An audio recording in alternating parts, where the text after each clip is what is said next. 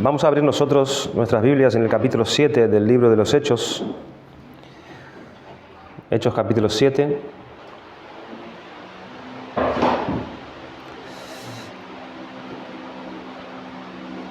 Vamos en esta mañana a comenzar a ver la defensa de Esteban, que abarca prácticamente todo lo que es este capítulo 7. Un capítulo que está compuesto por 60 versículos, nada más y nada menos. Es el mayor capítulo del libro de los Hechos. Y para llevar, hermanos, esto de manera ordenada y de que sea entendible para nosotros de qué se trata esta defensa que hizo Esteban en ese momento delante del Sanedrín, vamos a ir despacio y vamos a ir considerando este capítulo por partes para que podamos entender de qué se trata esta defensa. Vamos a leer en esta mañana a partir del versículo 1 hasta el versículo 16. Y vamos a sacar allí algunas enseñanzas y también prepararnos para que podamos entender todo el resto de su defensa en el resto del capítulo. Vamos a leer entonces a partir del versículo 1 hasta el versículo 16. Hechos capítulo 7. Así dice la palabra de Dios. El sumo sacerdote dijo entonces: ¿es esto así? Y él dijo: varones hermanos y padres, oíd. El Dios de la gloria apareció a nuestro padre Abraham estando en Mesopotamia, antes que morase en Aram. Y le dijo: sal de tu tierra y de tu parentela, y ven a la tierra que yo te mostraré. Entonces salió de la tierra de los caldeos y habitó en Aram, y de allí, muerto su padre, Dios le trasladó a esta tierra en la cual vosotros habitáis ahora. Y no le dio herencia en ella, ni aun para asentar un pie, pero le prometió que se la daría en posesión y a su descendencia después de él, cuando él aún no tenía hijo. Y le dijo Dios así: que su descendencia sería extranjera en tierra ajena, y que los reducirían a servidumbre y los maltratarían por 400 años. Mas yo juzgaré, dijo Dios, a la nación de la cual serán siervos, y después de esto saldrán y me servirán en este lugar. Y le dio el pacto de la circuncisión, y así Abraham engendró a Isaac, y le circuncidó al 8º día, e Isaac a Jacob, y Jacob a los 12 patriarcas. Los patriarcas, movidos por envidia, vendieron a José para Egipto, pero Dios estaba con él, y le libró de todas sus tribulaciones, y le dio gracia y sabiduría delante de Faraón, rey de Egipto, el cual lo puso por gobernador sobre Egipto y sobre toda su casa. Vino entonces hambre en toda la tierra de Egipto y de Canaán, y grandes tribulaciones, y nuestros padres no hallaban alimentos. Cuando oyó Jacob que había trigo en Egipto, envió a nuestros padres la primera vez, y en la segunda José se dio a conocer a sus hermanos, y fue manifestado a Faraón el linaje de José. Y enviando José, hizo venir a su padre Jacob y a toda su parentela en número de 75 personas. Así descendió Jacob a Egipto, donde murió él y también nuestros padres, los cuales fueron trasladados a Siquén y puestos en el sepulcro que a precio de dinero compró Abraham de los hijos de Hamor en Siquén.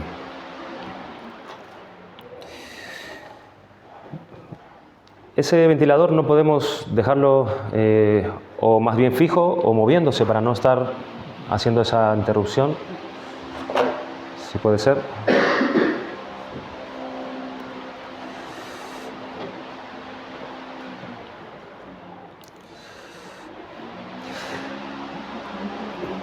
Si nosotros hacemos un breve resumen de lo que nosotros vimos hasta ahora, de lo que estaba pasando, lo que comenzó a pasar allí en Jerusalén, para que nosotros podamos ponernos en el contexto correcto antes de abordar esta defensa de Esteban, ¿cuál es el contexto de la defensa de él? Y poder ver así a la hora de mirar la defensa cuál es el cuadro mayor, la situación real que él estaba. En el capítulo 6 se nos dice que Esteban fue escogido como uno de los 7 diáconos para poder servir las mesas. Allí había sucedido una crisis, ¿verdad?, en medio de la iglesia en Jerusalén, donde había unas ciertas viudas que estaban siendo desatendidas y en la repartición de las necesidades diarias que tenían. Los apóstoles hicieron una elección para poder designar a hombres específicos, hombres capacitados, para poder hacer este trabajo. Y allí Esteban fue uno de estos hombres que el pueblo escogió. Pero Esteban, mostrando ser un hombre mucho más que preocupado simplemente por las cuestiones sociales en medio de la iglesia, Esteban demuestra ser un gran predicador del Evangelio. Él demuestra ser un hombre lleno de sabiduría y lleno del Espíritu Santo.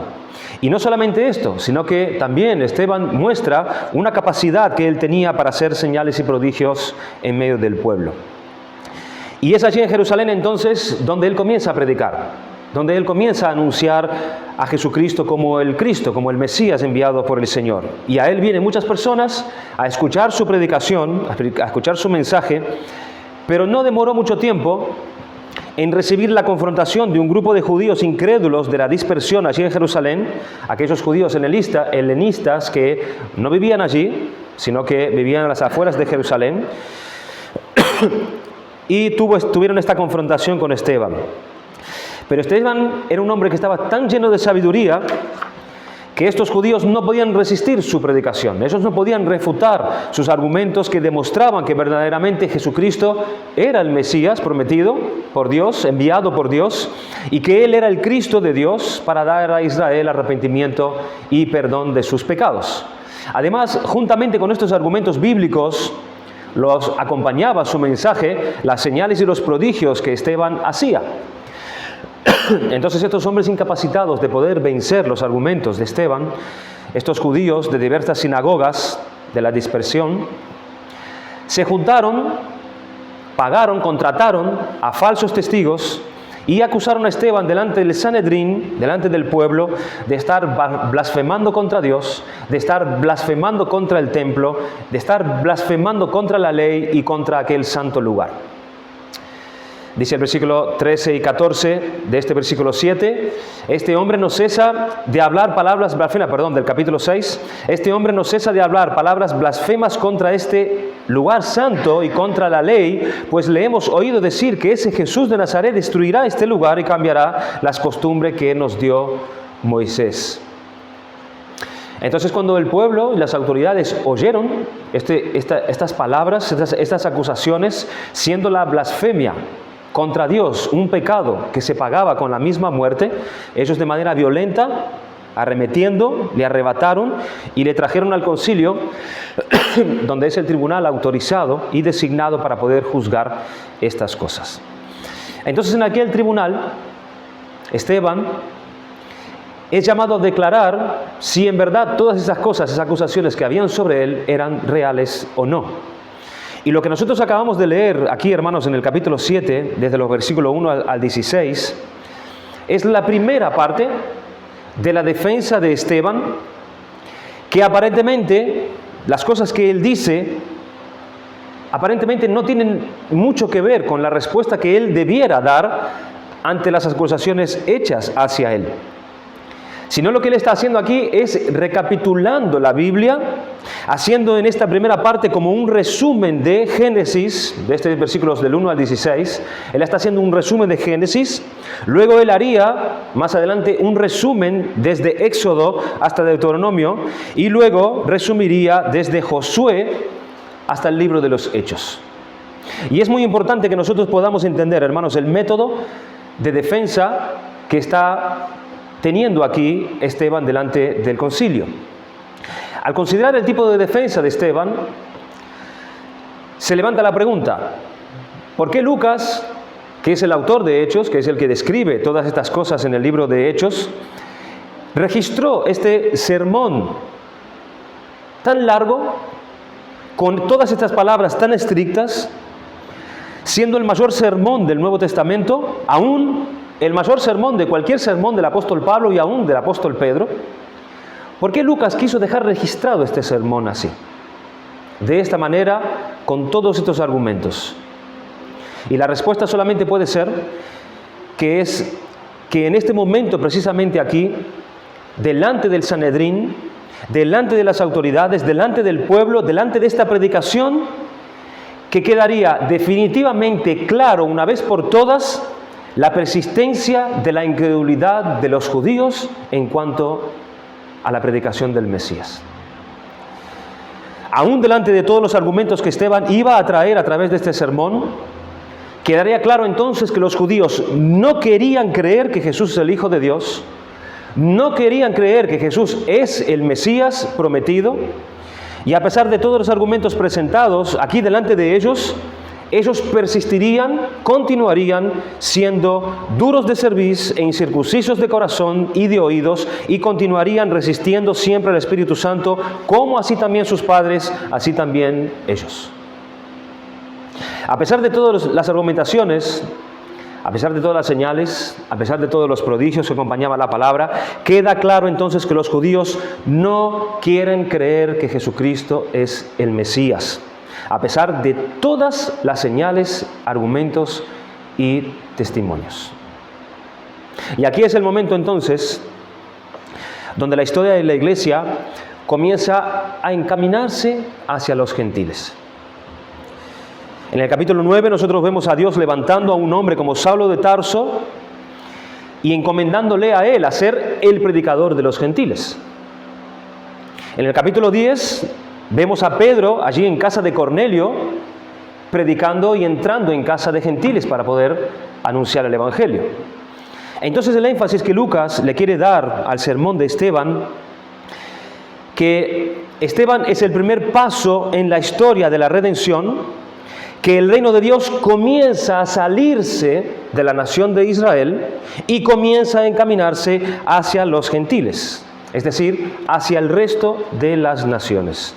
Entonces, con el sermón de Esteban queda claro definitivamente el rechazo de la nación judía de este Jesús como el Mesías, y queda claro también cómo la iglesia comienza entonces a expandirse, llevando el Evangelio a todas las naciones para que sea cumplida esa promesa que Dios le hizo a Abraham. ¿Cuál promesa? Que Dios habría de bendecir a todas las familias de la tierra. Así que este sermón de Esteban es como una transición. Y Lucas lo deja allí manifestado, escrito, como un testimonio, para dejar claro como que no hay manera, que definitivamente los judíos rechazaron al Mesías.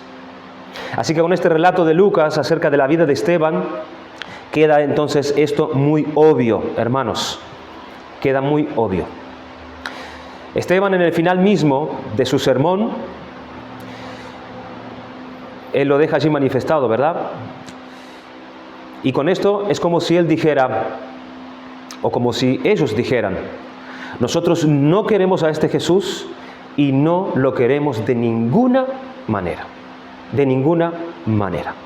Y ahí entonces es como si Dios dijera: entonces, como ustedes no quieren aceptar y recibir al Mesías prometido para ustedes, yo voy a llevar el reino a un pueblo que sí lo quiera. Porque si ustedes no lo quieren, yo voy a llevar a mi hijo y ofrecerlo a los gentiles. Que precisamente es lo que va a suceder en los capítulos siguientes. Esa, hermanos, es entonces una explicación muy posible por la que Lucas, el autor de Hechos, da tanto destaque a este sermón aquí de Esteban. El sermón en sí tiene como objetivos algunos propósitos. Y estos propósitos lo vemos más claramente cuando nosotros llegamos al final del sermón, pero nosotros podíamos adelantar algunas cosas para no poder tratar de querer abarcar todo, para poder entender todo de una sola vez. Entonces Esteban tiene algunos argumentos aquí. Por ejemplo, en primer lugar, ¿es defenderse él? Por supuesto que este sermón, todas estas palabras, en primer lugar, es defenderse de las acusaciones que han hecho contra él con respecto a Moisés y con respecto al templo. Y Esteban va a demostrar en su defensa que Moisés y el templo nunca fueron verdaderamente esenciales en la revelación de Dios. Esteban quiere demostrar que aún sin Moisés, aún sin el templo, Dios ya había hablado a los patriarcas y que ya había hecho también una alianza, un pacto antes de Moisés y antes del templo. Que estas cosas no eran cosas esenciales de la religión que Dios había revelado a los judíos. Es el primer propósito que él quiere hacer con estos primeros versículos. En segundo lugar, es demostrar que a través de la historia del Antiguo Testamento, y es por eso que Esteban recapituliza toda la historia, los judíos siempre fueron incrédulos y que Dios enviaba, eran incrédulos ante aquellos que Dios enviaba para que ellos sean libertados y salvados. Primero era defenderse de que lo que él estaba diciendo acerca de Moisés y del templo era cierto a través del relato que él hace. En segundo lugar, es demostrar que a través de la historia, la línea de los judíos siempre fue la misma, siempre fue rechazar a todos aquellos que Dios enviaba para el bien de ellos. Esteban hablaría del personaje de José, que fue rechazado por sus hermanos por causa de la envidia. Nos habla también de Moisés, que fue rechazado por el pueblo en varias ocasiones y así por delante. Y en el versículo 2, allí está él diciendo, versículo 52, perdón, de este capítulo 7, allá está él diciendo también: ¿a cuál de los profetas no persiguieron vuestros padres y mataron a los que anunciaron de antemano la venida del justo? Es una dinámica constante. Muchos fueron los hombres, los profetas que Dios levantó a lo largo de toda la historia, y la respuesta de la nación de Israel siempre fue la misma. Siempre fue la persistencia en el rechazo y no los aceptaron, y a todos los mataron. Y ahora ellos estaban haciendo la misma cosa con el Señor Jesucristo. Y lo que hace aquí Esteban es una secuencia. Y es eso precisamente lo que él quiere mostrarles al recapitular la Biblia. Es como si Esteban dijese: esta acusación que ustedes están haciendo hacia mí es lo que viene sucediendo hace siglos. Es lo mismo que ustedes vienen haciendo ya hace siglos, por no decir a lo largo de toda vuestra historia. Estando yo aquí delante de ustedes, la reacción de ustedes sigue demostrando que continúan siendo una nación incrédula, rechazando siempre a aquellos que Dios envió para el bien de ustedes. Entonces, este es uno de los propósitos de Esteban: mostrar que la incredulidad de ellos hacia Él y hacia Cristo hace parte de una misma actitud histórica que ellos tenían a lo largo de toda la nación. En tercer lugar, Esteban quiere demostrar también a través de las Escrituras que Jesús es el Mesías. Quiere defenderse de lo que él está diciendo es verdad. Quiere mostrarles que la actitud de ellos para con los enviados de Dios siempre ha sido la misma. Y por supuesto, Esteban quiere demostrar a través de las Escrituras que Jesús es el Mesías. Y eso él lo va a hacer cuando él introduce la historia de David, allí en el versículo 45 de este capítulo 7, demostrando así que Jesús sí cumple todo aquello que habla o que se ha hablado en la época de David y que había sido prometido a David a través de su reinado. Entonces, en resumen, el propósito de Esteban, al recapitular las Escrituras delante del Sanedrín, él quiere demostrar, entonces, con las Escrituras, que los judíos siempre rechazaron creer en aquellos que Dios enviaba. También dejar claro que el rechazo que tanto él como los apóstoles estaban recibiendo de parte de los líderes religiosos estaban de acuerdo con la actitud de rechazo de la nación de Israel, con la que siempre tuvo con aquellos que Dios enviaba. Y por último, demostrar que Jesús sí es el Cristo prometido por Dios a ellos. Ahora debemos prestar atención, hermanos, en el método que usa Esteban para poder presentar todas estas cosas. Porque todo el argumento que él usa para poder presentar su defensa es como que no cumple como alguien que quiere defender, como dijimos al principio, las acusaciones que estos tenían en contra de él. Acusaciones que lo iban a llevar a él a la misma muerte, como que su defensa no cumple con responder lo que ellos están acusando. Sino lo que él hace es sacar la enciclopedia de la historia de la nación de Israel y exponerla simplemente delante de las autoridades. Y esto es como que no tiene mucho sentido. No tiene como sentido este tipo de defensa. ¿Por qué las autoridades no lo frenaron a él de manera inmediata cuando él empezó a contar toda esta historia? O su defensa iba a ser de esta manera, extendiéndose de una manera tan larga. ¿Por qué no le dijeron al acusado, como lo hacen hoy en día? Por favor, limítese a contestar las preguntas que le están haciendo. ¿No es eso lo que hacen en nuestro tribunal cuando uno se extiende? Limítese a responder las preguntas como son. ¿Por qué Esteban se extiende? Porque en la época, hermanos, se llevaba un buen tiempo para hacer una interrogativa a los acusados, para escuchar las cosas. Y le pertenecía por derecho a Esteban, como un acusado, un amplio derecho para poder defenderse de las acusaciones que le estaban haciendo. Y el Sanedrín estaba allí escuchando, y debía hacerlo además. Y además de eso, vemos a Esteban hablando con suma autoridad, porque el texto dice que él estaba lleno del Espíritu de Dios. Además, todos ellos vieron en su rostro aquel aspecto de un ángel, así que era obvio que esa no estaba siendo una defensa de un hombre cualquiera. No estaba siendo la defensa de un hombre cualquiera, sino de alguien que estaba llamando la atención realmente de los que estaba allí. De alguien que estaba dirigiendo, o se estaba dirigiendo con palabras con poder. Entonces a él se le da ese tiempo para exponer su defensa en orden. Y su defensa, como hemos dicho, hermanos, es un resumen de la historia bíblica desde Abraham hasta Salomón, es decir, desde el Génesis hasta el segundo libro de Reyes. Y a lo largo de esta historia, él hace algunos comentarios llamando la atención de la incredulidad de Israel, y Esteban termina haciendo una aplicación que deja a todo el Sanedrín tan furioso al punto de llevarlo a la misma muerte. El sermón de Esteban está compuesto por 5 partes. La primera parte, él hace un resumen de la historia de los patriarcas, Abraham, Isaac, Jacob y José, que es el resumen del libro de Génesis que nosotros hemos leído desde el versículo 2 hasta el versículo 16.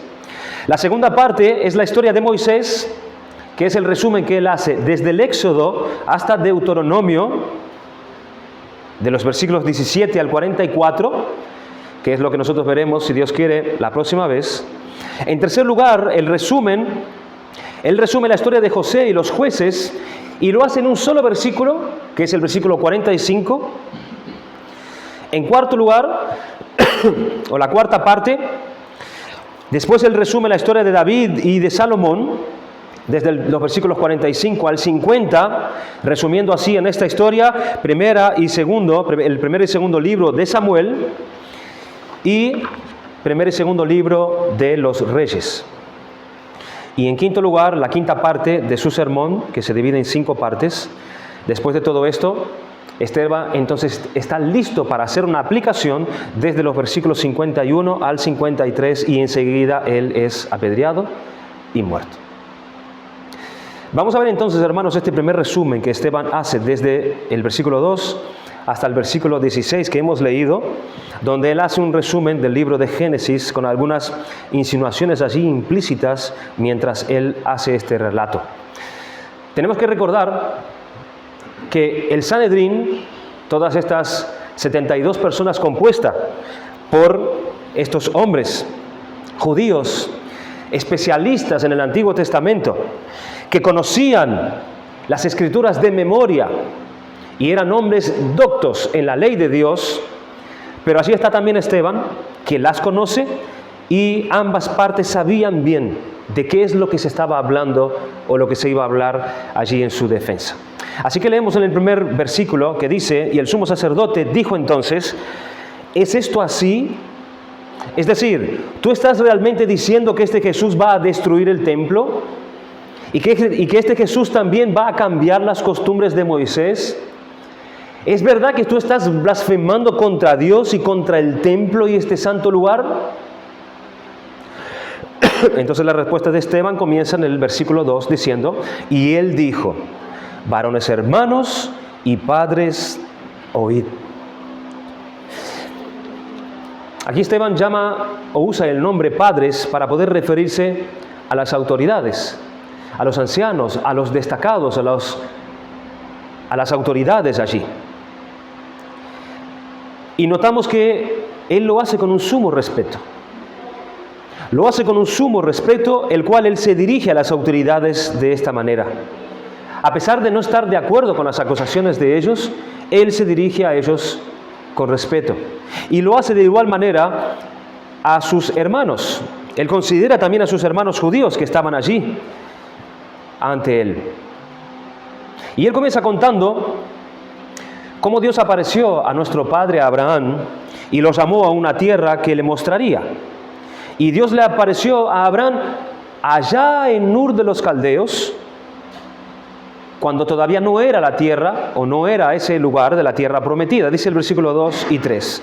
Varones, hermanos y padres, oíd. El Dios de la gloria apareció a nuestro padre Abraham, estando en Mesopotamia, antes que morase en Harán. Versículo 3. Y le dijo, salte de tu tierra y de tu parentela, y ven a la tierra que yo te mostraré. ¿Cuál es la importancia de esto? Es que Dios le apareció a Abraham aun cuando Abraham no estaba en la tierra prometida. Entonces la tierra prometida no es importante. Es lo que Él le quiere hacer ver. Ella tiene un lugar en la historia de la redención, pero ella no es central. Y esto lo vemos, hermanos, porque Dios se revela fuera de la tierra prometida. No es recién en la tierra prometida que Dios hace su aparición, sino que lo hizo fuera. Y lo hace hasta 2 veces además.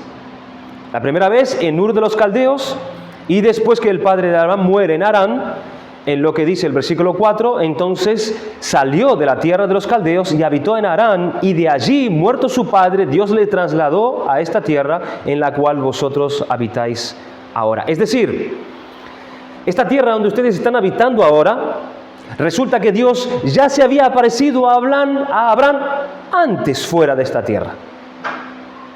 Por tanto, la tierra, ella no es central en el plan de Dios, sino una parte de la revelación y una parte de la religión que Dios le dio a nuestros padres.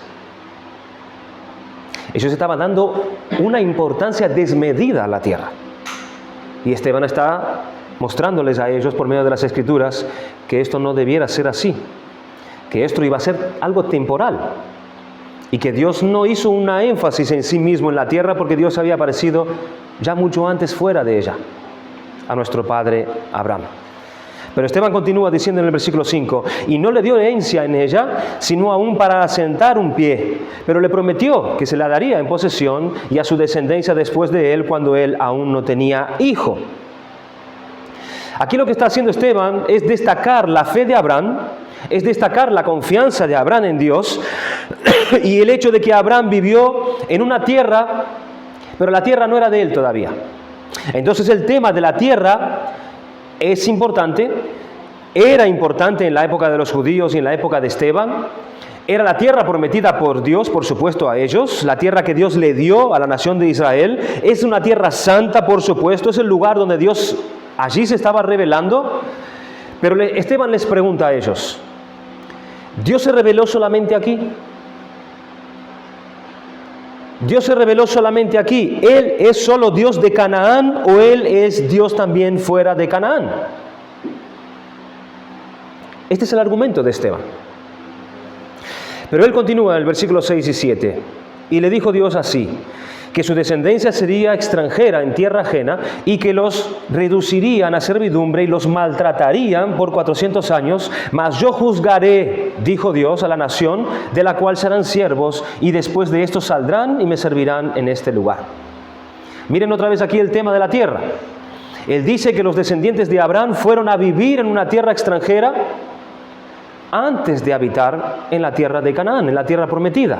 Así que fue solamente después de estos acontecimientos que duraron nada más, hermanos, y nada menos que 430 años, es que ellos vinieron a habitar en esta tierra que ellos están ahora. Y durante esos 430 años, Dios no dejó de ser Dios. Dios no dejó de revelarse. Dios no dejó de hablarle a su pueblo, ni dejó de manifestar su pacto a su pueblo. No lo comenzó a hacer recién cuando ellos estaban en la tierra que Dios le prometió. Dios no dejó de manifestar su pacto a lo largo de todos estos años antes de ellos recibir la tierra. Y hablando del pacto, dice el versículo 8, y le dio el pacto de la circuncisión, y así Abraham engendró a Isaac y le circuncidó al 8º día, e Isaac a Jacob y Jacob a los 12 patriarcas. Dice el versículo 9 y 10, los patriarcas, movidos por envidia, vendieron a José para Egipto, pero Dios estaba con él. Notamos aquí, hermanos, el contraste, ¿verdad?, de lo que quiere hacer Esteban.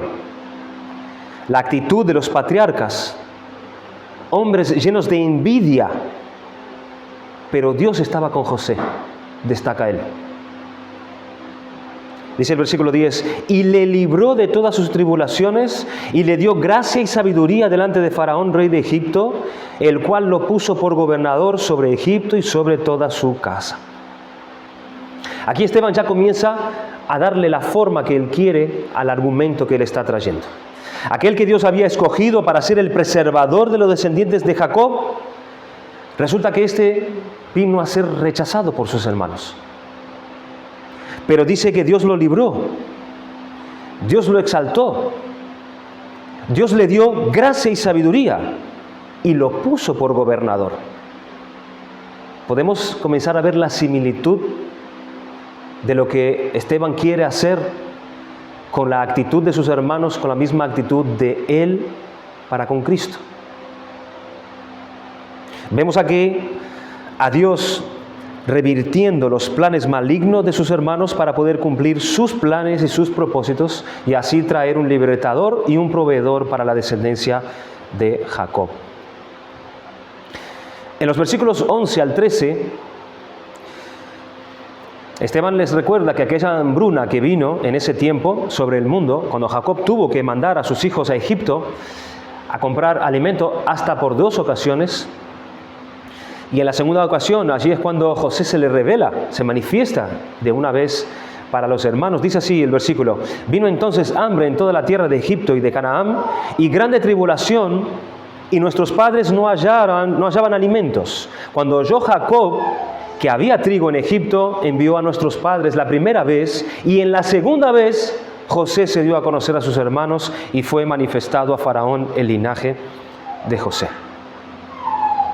Entonces en los versículos que vienen a continuación, en los 14 y 16, allí Esteban resume el final del libro de Génesis y de los patriarcas. Él dice, y enviando José, hizo venir a su padre Jacob y a toda su parentela en número de 75 personas. Así descendió Jacob a Egipto, donde murió él y también nuestros padres, los cuales fueron trasladados a Siquem y puestos en el sepulcro que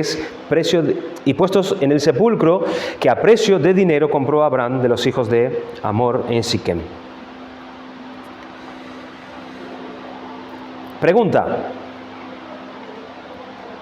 ¿qué es lo que Esteban quería demostrar con todo este resumen de la historia de los patriarcas Abraham, Isaac, Jacob y José? Él cubre en estos versículos todo el libro de Génesis, en pocos versículos lo hace, pero ¿cuál es el punto de él en traer a estos patriarcas? Algunas cosas nosotros ya mencionamos. En primer lugar, él quiere mostrar que Dios apareció a Abraham fuera de la tierra prometida, allá en Mesopotamia, y no fue solamente una vez, sino hasta 2 veces. Después Dios se le aparece a José en la tierra de Egipto. Por tanto, Dios no está limitado a ninguna tierra.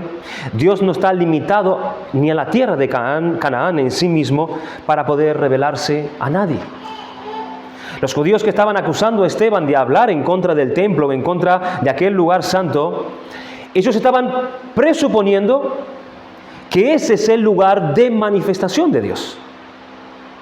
Es lo que ellos presuponían, que Dios se revelaba solamente allí. Pero Esteban les demuestra a través de la historia que eso no es verdad, que a los patriarcas Dios ya se le había revelado fuera de la tierra de Canaán. Entonces, esa acusación de ellos, que Esteban estaba blasfemando contra aquel lugar santo, no era verdad. Y miren la manera de él defenderse, traer este testimonio delante de ellos. En segundo lugar, el segundo punto de Esteban es que cuando Dios llamó a Abraham, Isaac y Jacob e hizo un pacto con ellos, una alianza con ellos, les dio la circuncisión como señal de la alianza, del pacto, les prometió una tierra, pero todavía no había templo. Dios no construyó primero el templo como para darle el énfasis de la importancia que tenía el templo. El templo fue construido muchísimo después, siglos después.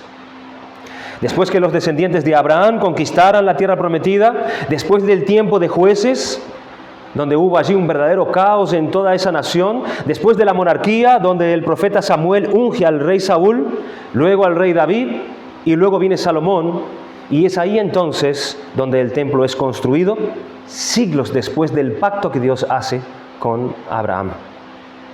Siglos después de que Dios ya había hecho la alianza con él, ya haya establecido este pacto, ya haya dado la circuncisión, había dado Dios ya sus promesas también. Entonces el templo, es lo que está diciendo aquí Esteban, no es esencial para la religión que Dios reveló a los judíos, sino que el templo tenía un propósito. El templo tenía un tiempo, y el propósito es indicar el lugar de la centralización del culto, pero Dios podría ser adorado fuera de allí en otros lugares. Es lo que estaba diciendo él. Y no era algo que perduraría para siempre, sino que tenía un carácter provisorio. Así que Esteban, hermanos, tampoco estaba blasfemando contra el templo al decir que iría a ser un lugar destruido y dejado de ser, como bien lo acusaron, que es lo que estaba diciendo Cristo en su momento. Así que esta acusación tampoco es verdad. Y Esteban trae la misma historia de ellos, la misma historia, la misma escritura, para poder corroborar su defensa. En tercer lugar, tercera cosa que Esteban puede llegar a querer mostrar aquí, es que de la misma forma, cuando el pacto fue hecho con los patriarcas, la ley de Moisés tampoco había sido dada todavía. Tampoco había sido dada. La ley de Moisés había sido dada 430 años después que Dios hizo pacto con Abraham, allí en Génesis capítulo 17, dándole la señal de la circuncisión. Recién 430 años después. Y Dios ya había hecho pacto con Abraham, y la ley no estaba dada todavía. Por tanto, las costumbres de Moisés sí eran provisorias también. Eran provisorias también. Y recuerden, hermanos, que estas eran las acusaciones contra él. Que él decía que este Jesús iba a cambiar las costumbres de la ley de Moisés, y lo que Esteban quiere hacerles ver con su defensa es que tampoco ellas iban a ser permanentes. También eran temporales. No eran una centralidad, así como tampoco el templo, así como tampoco la tierra. Nada de esto debiera ser la centralidad de la religión de ellos, que ya había llegado el tiempo de pasar de todo esto, que todo ya había cumplido su propósito. Como si Esteban le estuviese diciendo que yo no estoy blasfemando en contra de nada de esto. Todo esto era una sombra, todo esto era una figura del Mesías que había de venir, cuyo propio cuerpo era el templo y que se ofreció él en sacrificio en el altar del Calvario, cumpliendo así todas las cosas que Moisés anunció.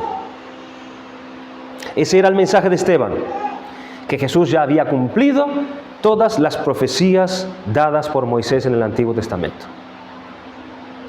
Así que aquí no hay blasfemia ninguna, ni contra Dios, ni contra el templo, ni contra la ley, ni contra la tierra. Su cuarto punto es que Dios usó a José como instrumento de preservación de la descendencia de Abraham, Isaac y Jacob, pero fue rechazado por sus hermanos que estaban llenos de envidia y que lo vendieron como esclavo a la tierra de Egipto. Pero dice que con todo esto, Dios estaba con José. Dios estaba con José. Y esta, hermanos, tal vez sea la figura más clara de Cristo en este primer resumen que Esteban hace en su defensa. Dios estaba con José y Dios transformó los planes malignos de sus hermanos en bendiciones y exaltó a José como libertador y como preservador. Entonces aquí podemos ver cómo Esteban se refiere a José como una figura de Cristo. Ese José que fue rechazado por sus hermanos, que fue odiado por sus hermanos, vendido y traicionado por sus hermanos, que fue aquel que Dios exaltó, ese mismo José fue el que Dios exaltó como gobernador y rey de la potencia más importante de la tierra en aquella época, para poder salvar a su pueblo, y en el preciso tiempo él se dio a conocer a sus hermanos. Entonces Esteban está diciendo que José era una figura de Cristo. Y está obvio, ¿verdad?, que esto es así, por la narrativa que él está haciendo aquí de la persona de José. Él está diciendo, eso que ustedes hicieron con el pobre José, eso que nuestros padres hicieron con el pobre José, es lo mismo que ustedes están haciendo con Jesús. Lo mismo. Pero así tal cual Dios estaba con José y lo exaltó y lo puso en la posición que lo puso, asimismo Dios resucita a Cristo y lo pone a él como gobernador del universo. Y es en esa dirección que Esteban se dirige. Es decir, que todos aquellos que Dios envió para bendecir y salvar a los descendientes de Abraham fueron rechazados a causa de la incredulidad, y era precisamente eso que los líderes del Sanedrín estaban haciendo también con él. Para ir terminando, ¿qué podemos aprender de todas estas palabras llenas de sabiduría de parte de Esteban? Esteban era un hombre lleno del Espíritu de Dios. Lleno del Espíritu de Dios. Y el Espíritu Santo tiene muchas funciones. Pero una de las funciones del Espíritu Santo, aparte de darnos a nosotros la capacitación de poder ver nuestros pecados, de poder ayudarnos a tratar con nuestros pecados, a pesar de eso, el Espíritu Santo tiene la función de dar una amplia visión de la Escritura y de la palabra de Dios, que solamente aquellos que lo tienen pueden recibir. Es el caso de Esteban. Para entender el paralelo tan claro de la historia de los patriarcas con lo que estaba sucediendo allí en Jerusalén con él, con lo que había sucedido con Jesús, era necesario que él estuviese lleno del Espíritu Santo para entender todo esto, lo que estaba pasando, lo que estaba sucediendo, y asociarlo con la Escritura y la verdad que le traía el Espíritu de Dios. Dios nos dio el Espíritu Santo, repito, no solamente para ayudarnos en nuestra vida, en la lucha contra nuestros pecados, sino que también Él es el que nos guía a toda verdad. Él es aquel que nos enseña y nos guía en las Escrituras. Así que cuanto más llenos estamos del Espíritu Santo, más comprenderemos la palabra de Dios. Más comprenderemos las Escrituras, más entenderemos las profundidades internas de la Biblia que nos llevan a conocer más a Cristo, y nos pondremos a aplicar esa verdad en nuestras vidas y en las circunstancias de nuestra vida. Es el que nos trae sabiduría conforme a la palabra. De ahí la necesidad constante, hermanos, de leer y estudiar las Escrituras y de postrarnos en oración para que el Espíritu Santo nos guíe a través de ella y nos dé una mentalidad espiritual, nos dé una mentalidad bíblica, y así Él nos guíe en ellas y nos dé una mentalidad también aprobada delante de Dios, una mentalidad buena y pura.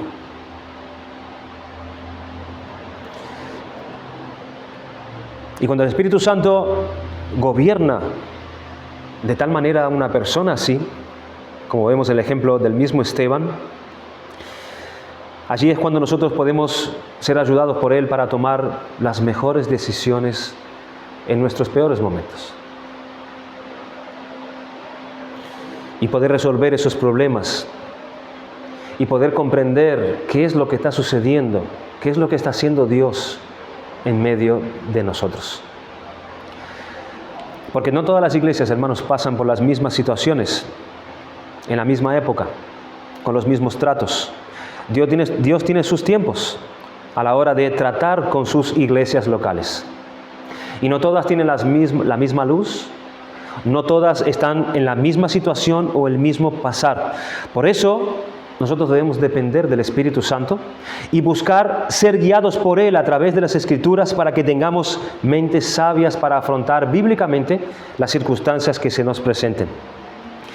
Porque aunque una iglesia esté transitando por un camino angosto, Aunque una iglesia esté transitando por valles de sombras y muerte por un tiempo, si ella busca estar llena del Espíritu Santo, guiada por el Espíritu Santo, dependiendo del Espíritu Santo, es una realidad que éste, a través del poder de la verdad, la sostendrá en todas sus dificultades. Esto es una realidad. Y esto es algo que está a la mano de toda iglesia local, de todo creyente verdadero. La llenura del Espíritu a través de su verdad.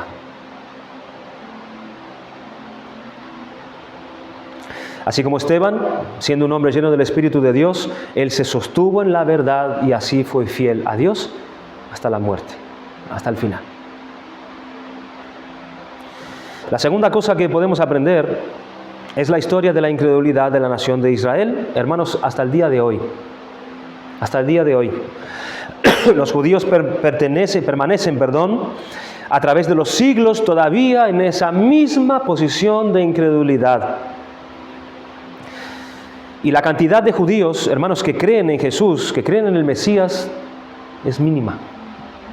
A lo largo de la historia, es mínima. La mayoría de esa nación han rechazado y siguen rechazando al Mesías enviado para ellos. Y ellos continúan siendo uno de los pueblos más difíciles de alcanzar hasta el día de hoy por el Evangelio. Uno de los pueblos más difíciles. Ellos tuvieron tantas oportunidades, pero permanecen en su estado de incredulidad y la mayoría de ellos no tienen el menor interés en buscar a Dios a través de Cristo. Y esta precisamente es la razón por la cual nosotros los gentiles, porque aquí entre nosotros no hay ninguno que sea judío, precisamente por esto, nosotros los gentiles hemos sido incluidos dentro del pueblo de Dios. Porque una vez que los judíos rechazaron, dentro de todo ese proceso histórico, ¿verdad?, que se nos muestra en la Biblia, es que Dios entonces abrió la puerta del reino para que españoles, brasileros, argentinos, dominicanos, rusos, rumanos, pueblo de toda tribu, raza, lengua y nación, entrasen en el reino de Cristo. Y así como Cristo le dijo a la samaritana en Juan capítulo 4, mujer, créeme que la hora viene cuando ni en este monte ni en Jerusalén adoraréis al Padre, mas la hora viene y ahora es cuando los verdaderos adoradores adorarán al Padre en espíritu y en verdad, porque también el Padre tales adoradores busca que le adoren. Dios es espíritu y los que le adoran en espíritu y en verdad es necesario que le adoren. La cosa se había empleado, los propósitos de Dios estaban dando cumplimiento y el mundo estaba siendo alcanzado. Que ese fue el propósito de Dios desde la primera promesa que le hizo a Abraham, que en él iban a ser bendecidas todas las familias de la tierra. Y este pueblo judío todavía persiste aún en querer reconstruir un templo, en querer reconstruir todo un sistema de sacrificio, de adoración, para poder volver a centrar su religión en esas cosas que fueron temporales y que ya dejaron de ser a través de Cristo. Dios ya no sería adorado en un templo, sino que sería adorado en todos los corazones de aquellos en los cuales moraría su Santo Espíritu. Por eso la adoración iba a ser ahora en espíritu y en verdad, ya no a través de instrumentos, sino a través del corazón, a través de sacrificios espirituales, a través del Espíritu de Dios. Y su adoración sería en espíritu y en verdad, a lo largo de toda la faz de la tierra. Porque Dios está allí donde está su pueblo. Es allí donde Dios está, donde está su pueblo, en cualquier lado del mundo. Y esto precisamente es lo que anunciaba Esteban. Pero ellos no quisieron creer, sino que querían seguir perseverando en sus costumbres. Pero en cuanto a nosotros, hermanos, no seamos incrédulos. No seamos nosotros duros de corazón como los judíos fueron, porque Dios nos dio a nosotros la gracia del Evangelio. La gracia del perdón constante ante el trono de su gracia. Dios nos dio su Espíritu para capacitarnos y traernos a nosotros el arrepentimiento de nuestros pecados y nuestra reconciliación con Él cada vez que lo necesitemos. Ahora nuestra adoración a Dios es a través de nuestra comunión íntima con Él. Es a través de la gracia del Evangelio. Y nosotros podemos creer y podemos saber que Dios está con nosotros a través de Cristo. A través de Cristo y solamente a través de Cristo. Así que vivamos delante de Él en toda esta gratitud y en toda esta fe con la cual Él es digno. Vamos a dar gracias al Señor por su palabra.